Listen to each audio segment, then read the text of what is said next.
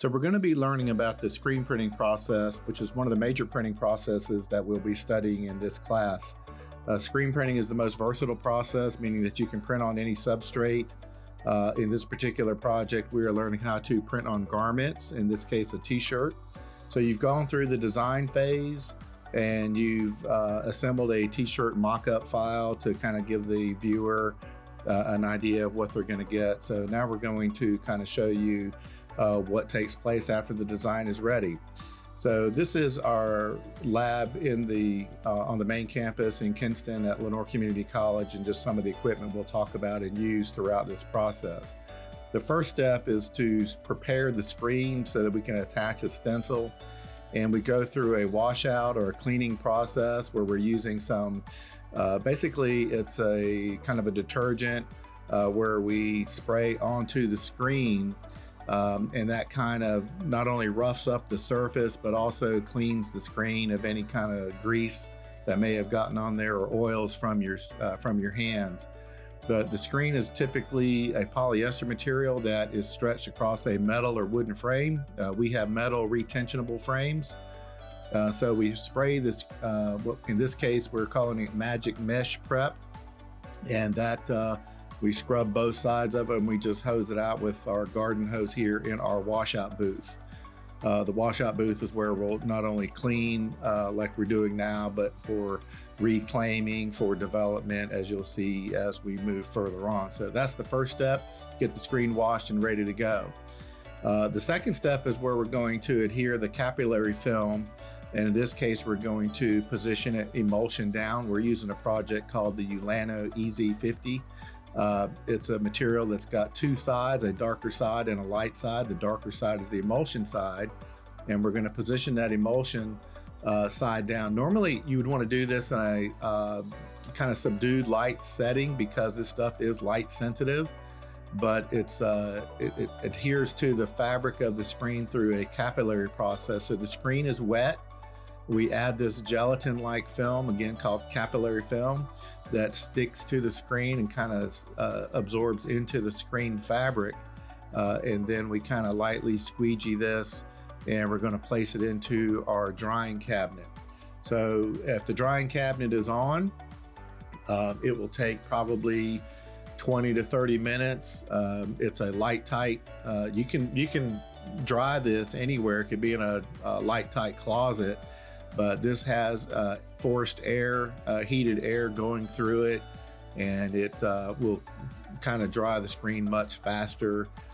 And again, there's other kinds of processes, other kinds of emulsions that you can use. There's what we call a direct emulsion, which requires you to coat the screen. But we like the capillary film. It's pretty easy to use and pretty clean overall. Once the screen is dry, we move on to the exposure phase, and you've got to have some kind of exposure unit. I've peeled off kind of the base film, and I'm ready to put that into our exposure unit. Again, it would be best if you were doing this in subdued light, meaning not bright white light like I'm doing now, because this material is light sensitive. So this is our exposure unit. It's a giant vacuum frame with a bladder in it that will wrap around the screen frame so we get good contact. Once we create our design on the computer like you've already done, we output it onto a translucent type film called a vellum so that light can pass through that. And we'll take and put this, what we call emulsion down, or wrong reading in this case, position it kind of where the screen, where the image is going to print on the shirt, which is going to be kind of a chest design. You would have determined that on your, when you created your mock-up file.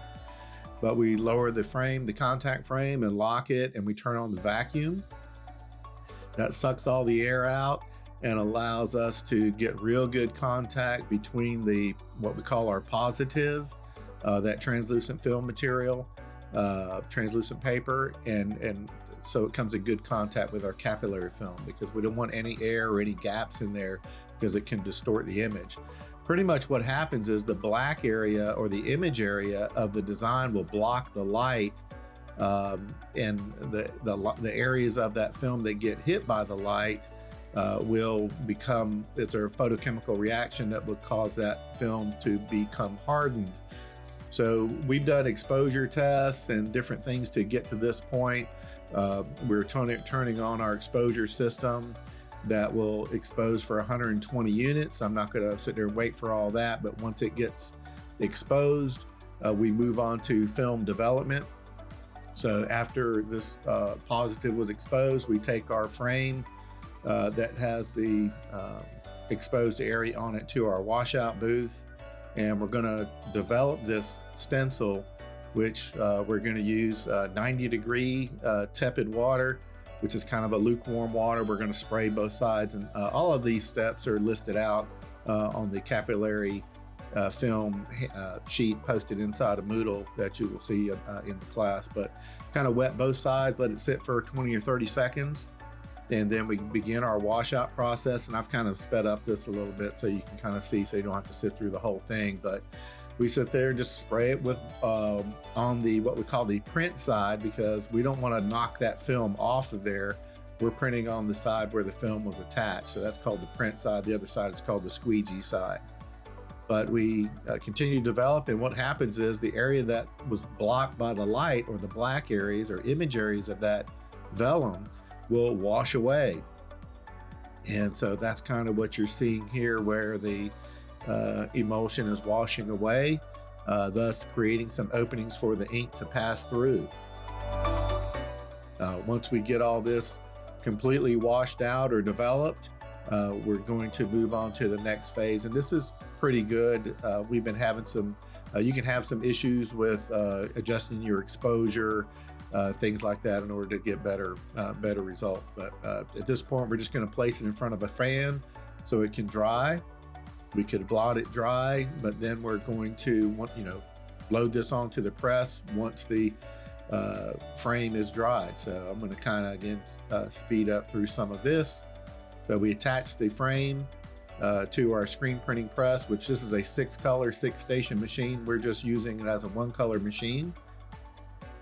And we've got to then mask out the areas that we don't want ink to pass through onto the shirts, that we are non-image areas. So we're just using some 2-inch wide masking tape, and we're going completely around the frame to block out all of that. We're getting ready to print, so I'm using what we call a square edge squeegee for the application that we're using. We'll add the ink onto the press and onto the screen, and then we're going to take the squeegee. You can see kind of the consistency of the ink. It's a little bit gooey. We're going to position some material underneath onto the press. So I've just got a practice shirt here. And we're just going to smooth it out. And again, I'm kind of paraphrasing and running through some of this. We would print on paper prior to doing this to make sure everything was going to print correctly, but hold it at about 45 degrees, pull that across, and I'm doing a couple of pulls just because that white ink, we want it to be nice and opaque. I don't quite have enough spray adhesive on there. That's why it kind of peeled up a little bit, but you kind of get the gist of it. You can kind of see what's happening there. Once the shirt is printed, and we would keep on repeating that, but we were going to run the shirt through a dryer, which gets up to about 650 degrees. That cures that ink. The ink that we're using is a Plastisol ink that requires heat to be cured. This ink will not dry unless it is exposed to heat. And so that goes through a 650 degree dryer. And once that cures, it will be pretty much permanently attached to that shirt. It's real important to make sure you dry that thoroughly. Once you're done printing, and I'm going to act like I've got ink on my screen, we would remove all the ink, we'd remove the masking tape, and then we would use some solvent and some rags. It's just some elbow grease here to remove all of the ink, but I'm going to act like I've got ink on there, and I've got the solvent-based material here in that bottle where I would clean that screen and get all the ink off of that just using some rags and solvent. Once I do that, I'm ready to move to the reclaiming process, which basically says, hey, I want to reuse this screen. So I've got some emulsion remover. I am wearing eye protection. We're going to spray that emulsion area and it will kind of soften that. There's a little chemical reaction here where this stuff will kind of soften that emulsion. I'll kind of spray both sides. of this, and that will kind of soften that so that we can move to our next phase, which is basically just to kind of pressure wash. So I've got a little electric pressure washer, and I'm going to blast from the squeegee side. I'm going to take the pressure washer and I'm going to hold it about an inch or two away from that surface. And you can see that it just blasts that old emulsion right out of that screen. And then once we get through that, and I'm going to again kind of speed up here so that you don't have to sit here and watch all this. Once we go and pressure wash that completely, we could hit it with the washout, or excuse me, the screen prep, and start all over. And so it just depends on, you know, your particular operation, but that's kind of how we do it. There are tanks and things like that to clean out, but that's pretty much it. So once we get all of that, we could store that screen for future use and would be able to use it for future projects. The more you use those screens, the better they get. But again, just want to try to provide a quick overview of the screen printing process so you can see what happens to your project once it leaves the design phase.